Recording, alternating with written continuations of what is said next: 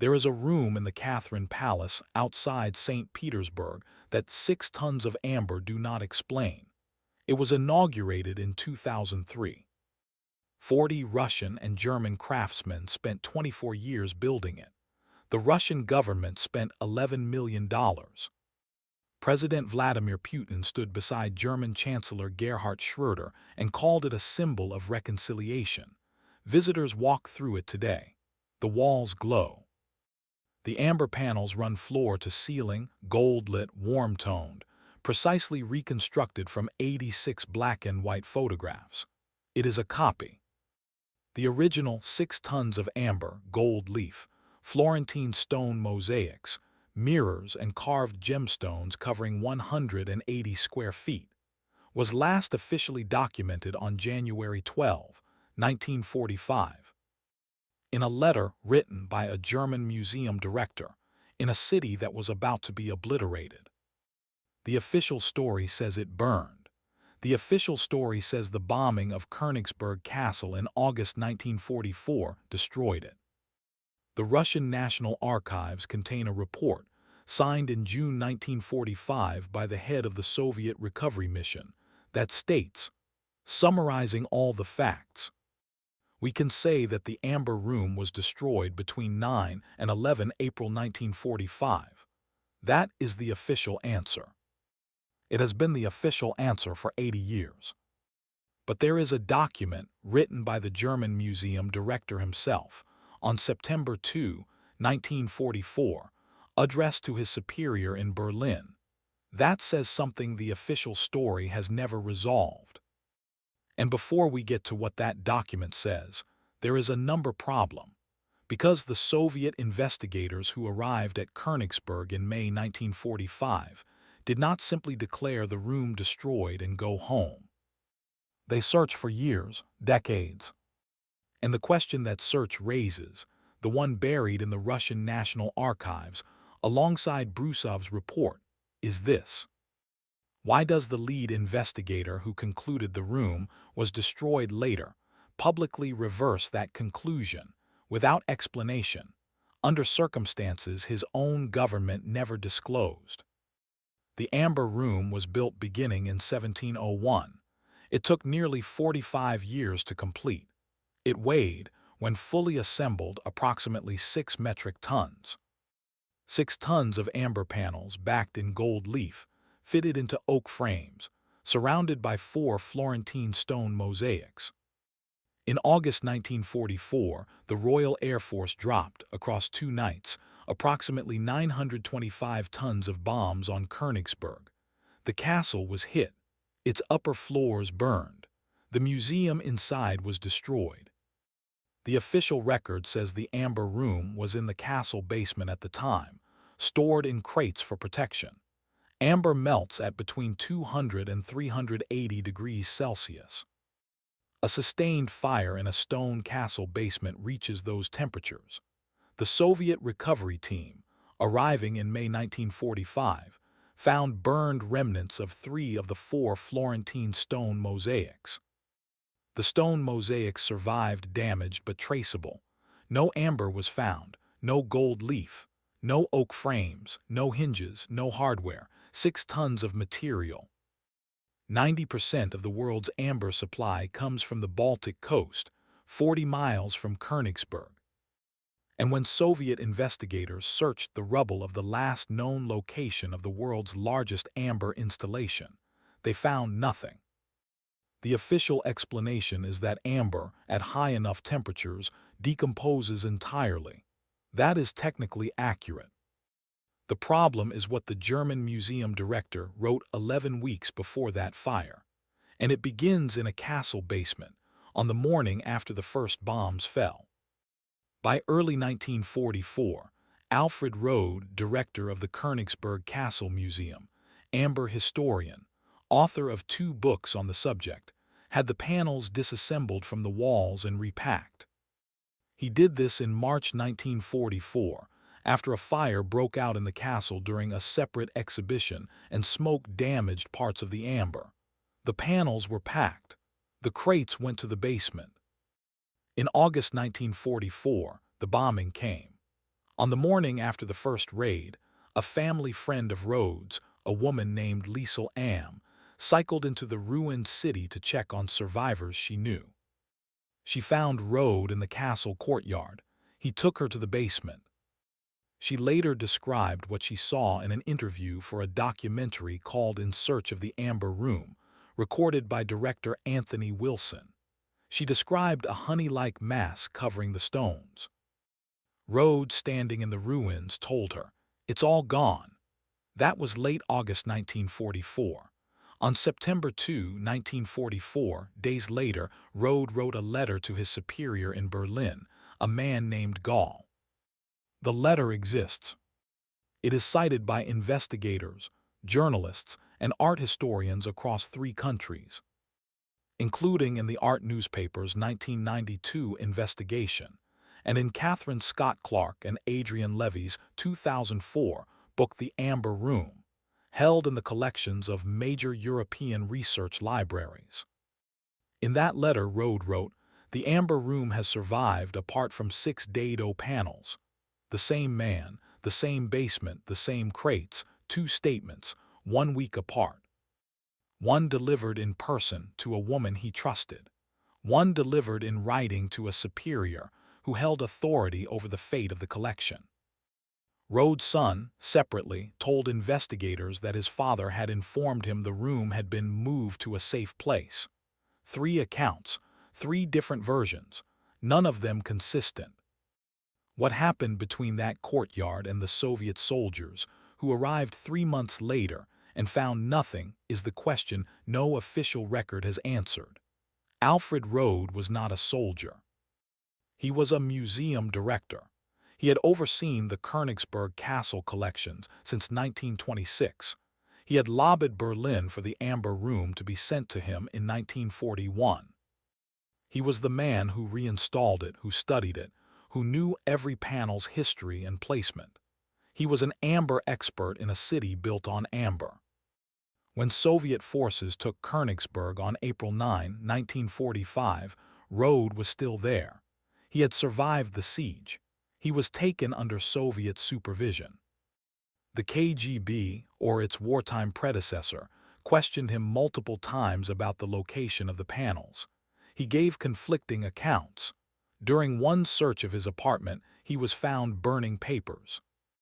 He did not tell them where the crates went. In December 1945, Rode and his wife were reported to have died of typhoid fever during an epidemic, then moving through the destroyed city. Soviet officials went to confirm the deaths. The bodies were not there. The doctor who had signed both death certificates had vanished. No further record of Alfred Rode exists. The man who knew where the crates went, who had written 2 contradictory documents about whether the room survived, who had been found burning papers when searched, died of typhoid. Alone with his wife, the night before he was scheduled for another round of questioning. And his body was never produced. Now consider what happened in January 1945, while Rode was still alive. The packing was completed on January 15, 1945. Rhodes' final documented communication, written on January 12, states that the amber panels are being crated and that he intends to evacuate them to a location called Wechselberg, near Rochlitz in Saxony. The crates were seen stacked in the castle courtyard by eyewitnesses. They never arrived in Wechselberg. A coded message, transmitted to Berlin during the same weeks, read, "Amber Room, operation completed, object is stored in Biche." WV. Investigators later identified this as a possible reference to the B shaft of a mine near Göttingen, known as Wittekind-Walprehausen. The mine was subsequently flooded. It has never been excavated. In 1987, Georg Stein, a former German soldier who had spent years investigating the Amber Room's location and claimed to have intercepted a shortwave message about its transfer from Castle Lowenstein on the Thuringian border to Switzerland, arranged to meet what he described as a search competitor in the Bavarian forest. He was found dead in the woods, His body had been stripped. His stomach had been opened with a scalpel. The death was ruled a suicide. No investigation was reopened. His files have never been made public. In 1992, General Yuri Gusev, deputy head of Russian foreign intelligence, died in a car accident. He had spoken to a journalist about the Amber Room shortly before his death. These deaths are documented. They are not connected by any official investigation. No official body has ever proposed they are related. They are noted separately by different journalists across different decades and never formally assembled into a single inquiry. In June 1945, Professor Alexander Brezhnev, the head of the Soviet government's formal mission to recover looted art, submitted his report to Moscow. The report, now declassified and held in the Russian National Archives, concluded, "The Amber Room was destroyed between April 9 and April 11, 1945, in the fires following the Battle of Königsberg." He had found 3 of the 4 Florentine mosaics burned in the castle cellar. He wrote his conclusion clearly. A few years later, Brezhnev publicly revised his position. He said the room may not have been destroyed. He did not explain why he had changed his conclusion. Catherine Scott Clark and Adrian Levy, whose 2004 investigation remains the most comprehensive examination of the record, concluded that this reversal came under pressure from Soviet officials, who did not want the record to reflect that the Red Army may have been responsible for the room's destruction. The Russian government continued to search for the Amber Room for decades after its own lead investigator said it was gone because, as the documentary record shows, blaming the Nazis for the loss of Russia's most celebrated cultural treasure was more useful than admitting their own soldiers may have burned it. In 1968, Soviet General Secretary Leonid Brezhnev ordered the complete demolition of Königsberg Castle.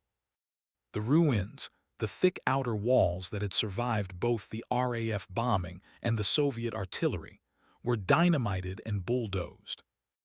Brezhnev called the castle a hornet's nest of militarism and fascism.